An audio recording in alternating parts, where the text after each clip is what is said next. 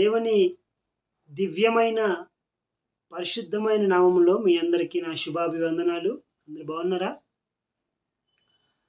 అయితే ఈరోజు దేవాదేవుడు నా హృదయంలో ఉంచినటువంటి ఆయన వాక్కులను మీ ముందుకి తీసుకురావాలని ఇష్టపడుతూ ఉన్నాను. చూడండి ప్రియులారా, గమనించండి, మనం ఈ లోకంలో ఎందుకు వచ్చాం?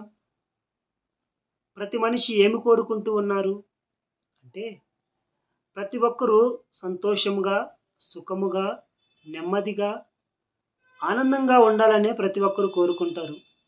ప్రతి ఒక్కరు భూమి మీదకి వచ్చిన ప్రతి ఒక్కరము చదువుకున్న వారైతే జాబ్ కొరకు ప్రయాసపడతారు.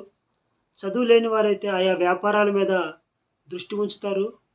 ఇంకను మిగిలిన వారు ఆ చేతి కష్టాన్ని నమ్ముకుంటూ వ్యవసాయం చేసుకుంటూ ఉంటారు. నువ్వు ఎంత చేసుకున్నా, ఏమి చేసినా నీలో ఫలింపు అనేది రావట్లేదంటే నువ్వు దేవుని యొక్క చిత్తములో లేవు అని, లేదా దేవుని యొక్క కార్యాల్లో నువ్వు చేయట్లేదని, లేదా దేవుని నువ్వు ఎరగలేదని. నేను అన్ని చేస్తున్నాను కదా,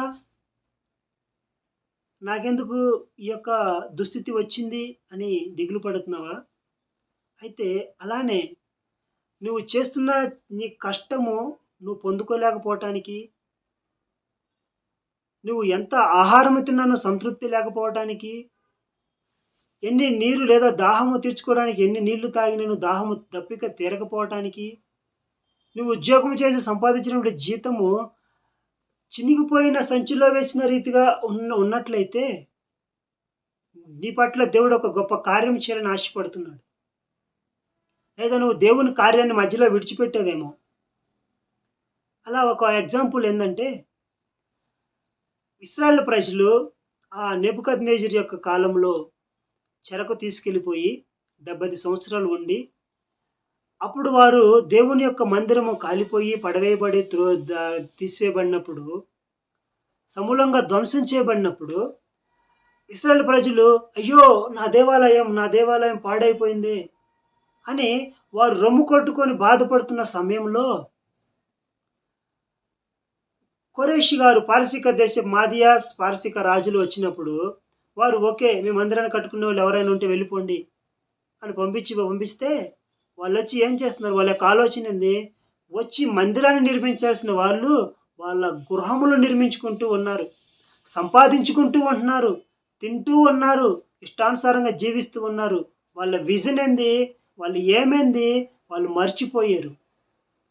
అందుకనే వారు ఎంత కష్టించినను తృప్తి లేకపోతుంది. ఎంత తిన్నాను, ఎంత పానీయం చేసినాను, ఎంత సంపాదించినానో వారి చేతిలో ఉండలేకపోవటానికి కారణము, వారు దేవుని యొక్క మాటని, దేవుని యొక్క కార్యాన్ని పక్కన పెట్టేశారు. ఈరోజు ఈ వీడియో చూస్తున్న ప్రతి సహోదరులారా గమనించండి. మీరు కూడా మొదట దేవుని కొరకు నేను జీవిస్తానని ఒక నిర్ణయం తీసుకున్నారా? దాన్ని విడిచేసి కొంత ఉద్యోగ స్థితిని బట్టి, లేదా ఆర్థికంగా వ్యాపార స్థితిని బట్టి అవి చూసుకుంటూ నువ్వు మర్చిపోయావా? అయితే దేవుడు నీకు ఒక అవకాశం ఇస్తున్నాడు. నువ్వు తెలుసుకొని ఆయన వైపు తిరిగినట్లయితే, నువ్వు ఆయన తట్టు తిరిగితే ఆయన మీ తట్టు తిరిగి మీ పాపములు క్షమించి, మీ దోషములను క్షమించి ఆయన మరలా మీకు ఒక నూతన జీవాన్ని ఇస్తూ ఒక వాగ్దానం చేస్తున్నాడు. కీర్తనలు 128వ అధ్యాయం 2వ వచనంలో నిశ్చయముగా నీ యొక్క చేతుల కష్టార్జితం నీవు అనుభవించదవు. నీ యొక్క చేతుల కష్టార్జితం అనుభవించాలంటే యెహోవా యందు భయము మనకు ఐశ్వర్యమునిస్తుంది. అది నువ్వు దేన్ని బట్టి సంపాదించినా అది దేనికి సమానమైనది కాదు. అందుకని యెహోవా యందు భయభక్తులు కలిగిన ఆయన త్రోవల యందు నడుచువారు ధన్యులు. నువ్వు ఆయన యందు భయం కలిగి, భక్తి కలిగి, ఆయన త్రోవల్లో, ఆయన నడవడికలో, ఆయన ఆలోచన ప్రకారం నడిస్తే నువ్వు ధన్యుడవే.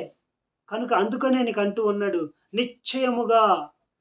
నిశ్చయముగా నీవు నీ కష్టార్జితమును, నీ చేతుల చేత చేసిన కష్టార్జితమును ఆ అప్పుల వారు ఎత్తుకొని పోకుండా, ఆ ఈఎంఐ వాళ్ళు లాక్కొని పోకుండా, ఆ షేర్ సంస్థలని, రకరకాల విషయాల్లో వారాల కూడికలు వారాలని ఇవి వాళ్ళందరూ లాక్కొని వెళ్ళిపోకుండా నీకు నీవే వాటిని అనుభవించులాగున దేవాదేవుడు నీకు ఒక వాగ్దానం చేస్తున్నాడు. కానీ నువ్వేం చేయాలి తెలుసా? ఆయన నీ పట్ల కూడినటువంటి కృప, ఆయన నీ పట్ల ఉంచినట్టు ప్రణాళికని నువ్వు ఎరిగి దాన్ని చేయడానికి ఇష్టపడాలి. ఆయన యందు భయభక్తులు కలిగి ఉండాలి. ఆయన సొంత రక్షకుడిగా అంగీకరించాలి. దేవుని ఎదుట నీతిమంతుడిగా ఎంచబడినవాడు ధన్యుడు దేవుని చేత. నువ్వు నీతిమంతుడివా? యథార్థవంతుడిగా జీవించడానికి ఇష్టపడుతున్నావా? నీకు రక్షణ ఉన్నదా? నువ్వు దేవుని సన్నిధికి వస్తున్నావా?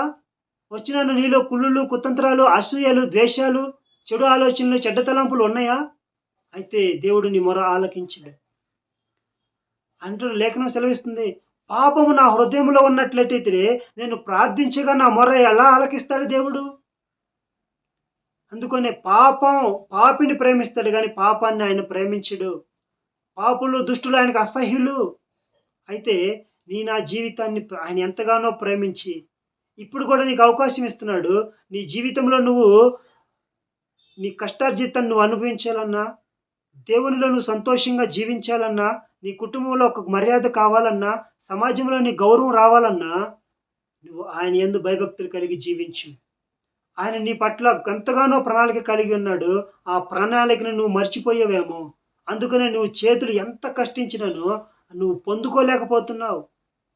అది చినిగిపోయిన సంచిలో వేసిన రీతిగా ఉన్నదేమో. ఇంత కష్టపడి నా చాకిరీ చేస్తే లాస్ట్‌కి విస్తారమైన విత్తనాలు విత్తి లాస్ట్‌కి పనులు కొంచెమే కోస్తున్నావా?